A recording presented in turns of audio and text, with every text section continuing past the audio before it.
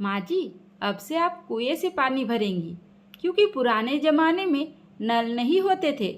और तो और आप बैलगाड़ी से ही कहीं आना जाना भी करेंगी, क्योंकि तब बसें भी नहीं होती थी।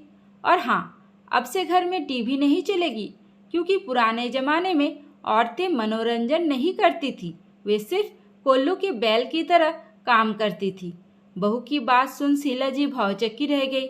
उनका चेहरा गुस्से से लाल हो गया, लेकिन उन्हें इतना तो समझ में आ गया था कि रीचा ने उन्हें उन्हीं की भाषा में जवाब दिया है। असल में शीला जी एक कड़क स्वभाव की, परंपराओं को निभाने वाली सख्त महिला थी, जिनकी बातें ही नहीं बल्कि उनके ताने भी घर में गूंजते थे। उनकी पुरानी सोच हर किसी को बर्दाश्त करनी पड़ती थी, लेकिन उनके इस पुरानी सोच के चलते सबसे ज़्यादा तकलीफ उनकी बहू रीचा को होती थी। शीला जी को पुराने ज़माने की परंपराएं निभाने का जुनून था। वो चाहती थी कि उनकी बहू रीचा भी वैसे ही रहे जैसे वो अपने ज़माने में रहती थी। सिर झुकाकर चले, सास के हर आदेश को बिना सवाल किए माने और घर के सारे काम बिना किसी शिकायत के करे। घर के छोटे बड़े हर सदस्य के काम के लिए हमेशा तत्पर खड़ी रहे। रीचा सुबह सुबह उठकर किचन में जाकर सबके लिए चाय बनाती है, और जैसे ही वो अपनी चाय पीने बैठी कि नहीं, शीला जी का ताना तैयार हो गया। हमारे ज़माने में तो बहुएं सूरज निकलने से पहले ही उठ जाती थी, तुम्हारी तरह नहीं कि आराम से सोए रहे और 7 बजे उठकर आराम से चाय पीने बैठ जाए। बिल्कुल लाज शर्म ही नहीं है। सास की बात सुन रीचा ने घड़ी की ओर देखा तो 6 बज रहे थे, और शीला जी रीचा से चिढ़ की वजह से उसे 7 बता रही थी। रीचा ने कहा, माँ जी, अभी तो ठीक से 6 भी नहीं बजे और आप 7 बजा दी। 7 बजे तो आप दोपहर बता देंगी। बस इतना सुनते ही शीला जी ने बड़बड़ाना शुरू कर दिया। रीचा ने शीला जी की बातों पर ध्यान ही नहीं दिया। वो चुपचाप शांति से चाय पीने लगी, क्योंकि वो शीला जी की रोज की आदत थी। जब शीला जी ने देखा कि उनकी बातों का असर रीचा पर कुछ भी नहीं हो रहा, तो चिढ़ते हुए वो फिर से पुराने ज़माने के किस्से सुनाने लगी। जब मैं इस घर में आई थी तब मैंने कभी पलटकर अपनी सास को जवाब नहीं दिया। मेरी सास जो कहती थी वो पत्थर की लकीर होती थी। और तो और हम तो ससुराल में हमेशा घूंघट में रहते थे, और ये आजकल की बहुएं तो घूंघट का मतलब ही नहीं जानती। रीचा शीला जी की हर बात को चुपचाप सुनती रहती। धीरे धीरे करके ये रोज का मामला बन गया था। अगर रीचा सुबह जरा भी देर से उठती तो ताने सुनने पड़ते।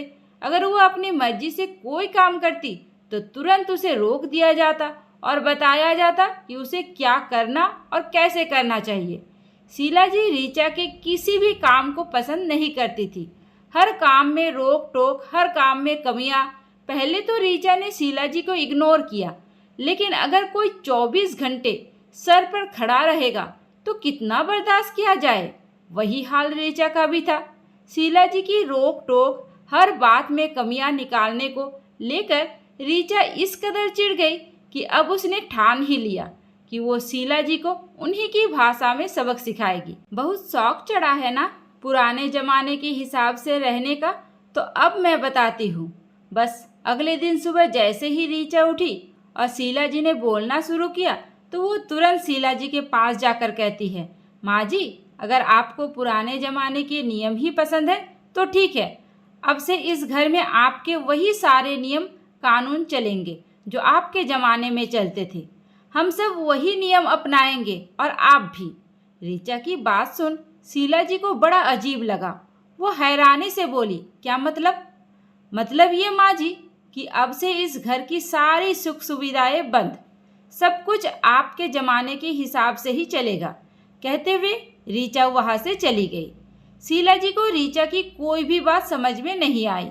उल्टा वो रीचा पर और भी गुस्सा होते हुए बड़बड़ाते हुए कपड़े उठाकर नहाने चली गई।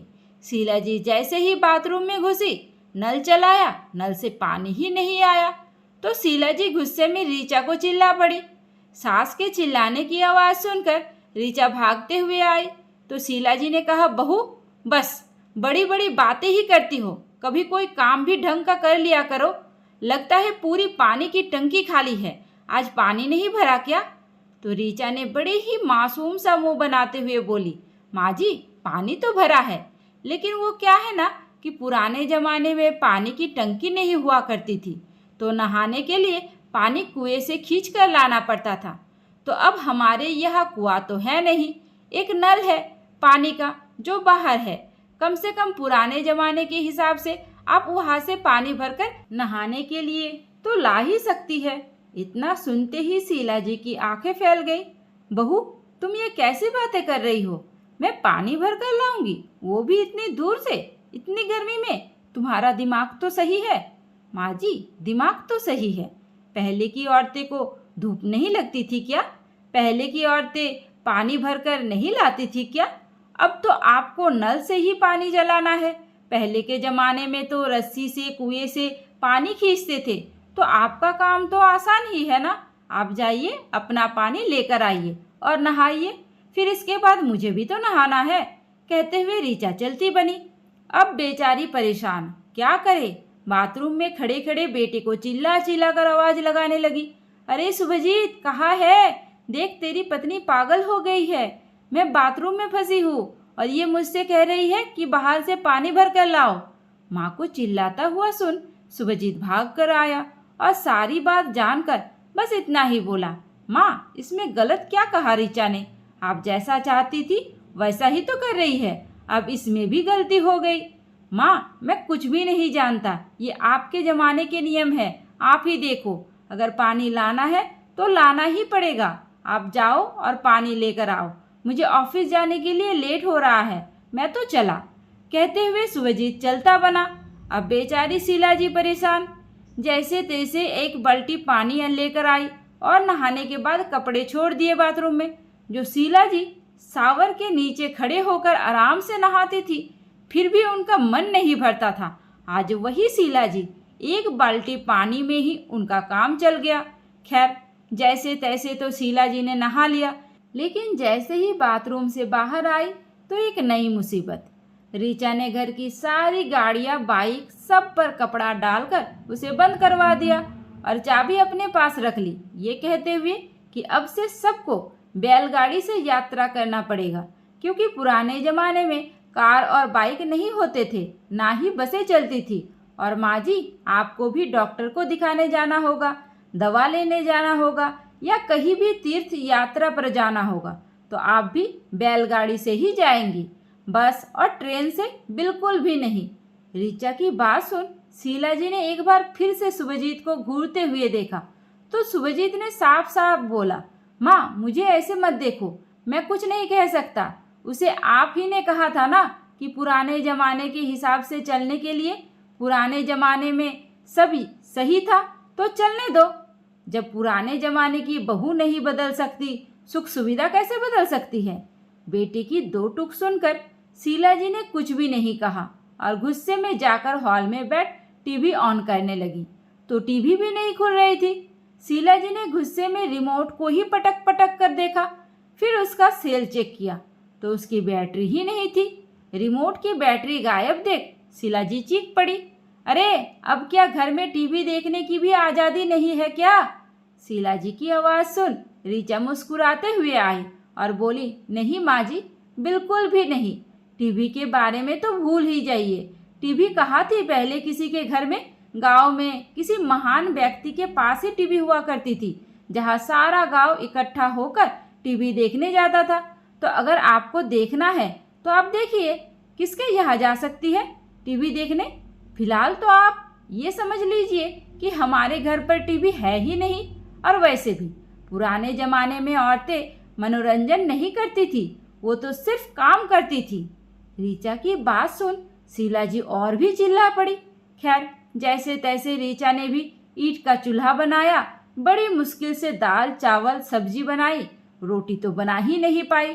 खाने में दाल चावल सब्जी देख शीला जी का पारा हाई हो गया। बहू, ये क्या, रोटी कहाँ है? तुम्हें पता है ना, बिना रोटी के मेरा पेट नहीं भरता। तो रीचा ने बड़े ही शांति में बोला, माँ जी, वो क्या है ना, मुझे चूल्हे पर खाना बनाने की आदत नहीं है, तो धीरे धीरे सीख जाऊंगी। अभी तो बड़ी मुश्किल से ही इतना बना पाई हूँ। थोड़ा दिन मैनेज करिए, फिर मेरे भी हाथ चूल्हे पर सेट हो जाएंगे, तो फिर मैं आपको अच्छे से खाना बना कर दूंगी। ऋचा की बातों के आगे शीला जी को कुछ सूझा ही नहीं। मन ही मन बड़बड़ाने लगी, इसके मुंह लगने से तो अच्छा है जो मिल रहा है चुपचाप खा ले। शीला जी जैसे ही खाने बैठी, ऋचा ने उन्हें फिर से टोका। अरे अरे माँ जी, ये क्या कर रही है आप? पुराने जमाने में औरतें चारपाई या कुर्सी पर बैठकर खाना नहीं खाती थी, भूल गई क्या आप? उन्हें तो जमीन पर बैठना पड़ता था। ऋचा की बात सुन शीला जी भौचक्की रह गई। उनका चेहरा गुस्से से लाल हो गया। वो समझ गई कि बहू ने उन्हें उन्हीं की भाषा में जवाब दिया है। फिलहाल तो शीला जी ने कुछ भी नहीं कहा और खाना खाकर चुपचाप अपने कमरे में चली गई। गर्मी बहुत थी। जैसे ही एसी ऑन करने गई तो उनका रिमोट ही नहीं मिला। पंखा खोलने गई तो पंखा ही नहीं चल रहा था। एक तो सुबह से शीला जी का दिमाग खराब था, ऊपर से अब ये एसी और पंखा ये दोनों ही नहीं चल रहे थे। गर्मी से शीला जी की हालत खराब हो रही थी तो गुस्से में चीख पड़ी ऋचा के ऊपर। बहू, अब ये पंखा क्यों नहीं चल रहा है? अब क्या इसे भी बंद करा दिया तुमने? बिल्कुल माँ जी, पुराने ज़माने में एसी, पंखा, कूलर ये सब कहाँ होते थे। ये लीजिए, मैं आपके लिए हाथ का पंखा लेकर आई हूँ। आपको जितनी भी हवा चाहिए आप इसी से ले लीजिए। इतना ही नहीं, अब से घर के सारे काम हाथ से किए जाएंगे। कोई वॉशिंग मशीन नहीं, कोई मिक्सी नहीं, कोई पंखा या कूलर नहीं। माँ जी, पुराने ज़माने में तो सब कुछ हाथ से ही होता था ना, तो अब हम भी सब कुछ वही करेंगे। और आप एक काम करिए, आपने नहा तो लिया लेकिन कपड़ा धोया नहीं। या तो मुझे बाहर से पानी लाकर दीजिए ताकि मैं कपड़े धो सकूं, या तो बाहर खुद ले जाकर कपड़े धो लीजिए, क्योंकि मैं तो बाहर निकल नहीं सकती। मैं घर की बहू हूँ और पुराने ज़माने की बहुएं घर की दहलीज को कभी पार नहीं करती थी। ऋचा की बात सुन शीला जी की हालत खराब होने लगी। एक तो गर्मी में बिना पंखे कूलर के रहना, मिट्टी के चूल्हे पर बना हुआ आधा कच्चा अधूरा खाना खाना, क्योंकि ऋचा को चूल्हे पर बनाने की आदत नहीं थी, और खुद गर्मी में बाहर से नल चलाकर पानी भर कर लाना, ये सब उनके लिए बहुत मुश्किल होने लगा। ऊपर से जाने अभी ऋचा पुराने जमाने के नाम पर क्या क्या करवाएगी, ये सोचकर ही कांप गई शीला जी। आज खुद के ही जाल में बुरी तरह फंस चुकी थी शीला जी, और घर का कोई भी सदस्य उनके साथ नहीं था। यहाँ तक कि बेटा भी ऋचा का ही साथ दे रहा था। सबकी नज़रों में ऋचा ही सही थी। अब शीला जी खुद से ही सोचने लगी, कहा बहू को एक आदर्श बहू बनाने चली थी पुराने जमाने के नाम पर, और कहा बहू सारा बिल मेरे नाम पर ही फाड़ दी। अब इस बुढ़ापे में ये नया ड्रामा करना मेरे बस की बात नहीं है। ना उम्र है ना समय है। ऊपर से खाने के नाम पर बहू ऐसा खाना पकड़ा रही है कि उसे देखकर ही भूख मर जाती है। अगर ऐसा ही चलता रहा तो मैं तो समय से पहले ही गायब हो जाऊंगी। हाथ पैर जवाब दे जाएंगे। नहीं नहीं, ये मेरा पल्ला तो मेरे ऊपर ही भारी पड़ गया। शीला जी को अच्छी तरह से समझ में आ गया था कि पुराने जमाने की सोच हर जगह हर जमाने में लागू नहीं हो सकती। इसलिए बहुत ही सोच समझकर वो उठकर ऋचा के पास गई, जो बरामदे में बैठी हाथ के पंखे से बड़े ही मज़े से हवा कर रही थी। उसे देखकर ऐसा लग ही नहीं रहा था कि उसे एसी, कूलर और पंखे की ज़रूरत भी है। वो तो बस इस नए ड्रामे का मजा ले रही थी। ऋचा के मज़े देख पहले तो शीला जी को फिर से गुस्सा आया, लेकिन फिर उन्होंने सोचा अगर मैं बात को जितना ही बढ़ाती जाऊंगी ये उतना ही नियम कानून बनाती जाएगी। इससे अच्छा है कि बात को यही दबा दिया जाए, क्योंकि इन सब से मेरी ही सेहत खराब हो रही। इसकी सेहत पर तो रत्ती भर असर नहीं हो रहा। शीला जी कुछ देर खड़ी खड़ी ऋचा को ही देखती रही, फिर उसके पास जाकर बोली, बहू एक काम करो, गर्मी बहुत है और तुम्हें हाथ के पंखे चलाने की आदत भी नहीं है और ना ही चूल्हे पर खाना बनाने की आदत है। इसलिए पहले ज़माने के नियम उसी ज़माने में छोड़ देते हैं। तुम अपने हिसाब से, इस ज़माने के हिसाब से इस घर को चलाओ। तुम्हारी तकलीफ मुझसे देखी नहीं जा रही। शीला जी ने खोलकर तो ये नहीं कहा कि उनके नियम कानून से परेशानी उन्हीं को हो रही है। उन्होंने ऐसा जताया कि जैसे ऋचा ही इस नियम को लेकर परेशान है। इतनी गर्मी में हाथ के पंखे चला रही है, चूल्हे पर खाना बना रही है, लेकिन ऋचा शीला जी के मुंह से आज पहली बार अपने लिए इतनी मीठी और ध्यान देने वाली बातें सुनकर मुस्कुरा पड़ी। वो समझ गई कि माँ जी खुलकर नहीं कहना चाहती कि उनके इस नियम कानून से तकलीफ उनको ही ज़्यादा हो रही है। फिलहाल ऋचा ने कुछ भी नहीं कहा। उसे तो बस शीला जी को एहसास कराना था कि जमाने की बातें जमाने में ही छोड़ देने में भलाई होती है। आप जिस जमाने में पैदा हुए हैं, जिस जमाने में रह रहे हैं, जिस समाज में रह रहे हैं, उसी के हिसाब से बर्ताव करें। और ये बात शायद शीला जी अच्छी तरह से समझ गई थी। इसलिए ऋचा ने जाकर चुपचाप से शीला जी के कमरे की एसी ऑन कर दी, टीवी का रिमोट लगा दिया, बाथरूम का पानी खोल दिया और घर की गाड़ियों की चाबी भी निकाल कर रख दी। अब शीला जी ऋचा को लेकर कोई भी ताने नहीं देती, ना ही घड़ी के 6 बजे को 7 बजे बताती और ना ही उसके कामों में कमियां निकालती। और सबसे बड़ी बात, अपने जमाने की बात तो भूल कर भी नहीं करती। ऋचा की सूझबूझ और दृढ़ता ने न केवल उसकी जिंदगी बदली बल्कि उसकी सास की सोच को भी बदल दिया। दोस्तों, ये कहानी आप लोगों को कैसी लगी मुझे कमेंट करके ज़रूर बताइए और ऐसी कहानी और सुनने के लिए स्क्रीन पर दिए गए वीडियो को टच करें। उम्मीद करती हूँ आपको हमारी कहानी पसंद आई होगी। कहानी पसंद आई है तो वीडियो को लाइक करें, चैनल पर नए हैं तो चैनल को सब्सक्राइब करें और हाँ, नोटिफिकेशन बेल को ज़रूर दबाएं ताकि अगली अपडेट सबसे पहले आपको मिले। धन्यवाद।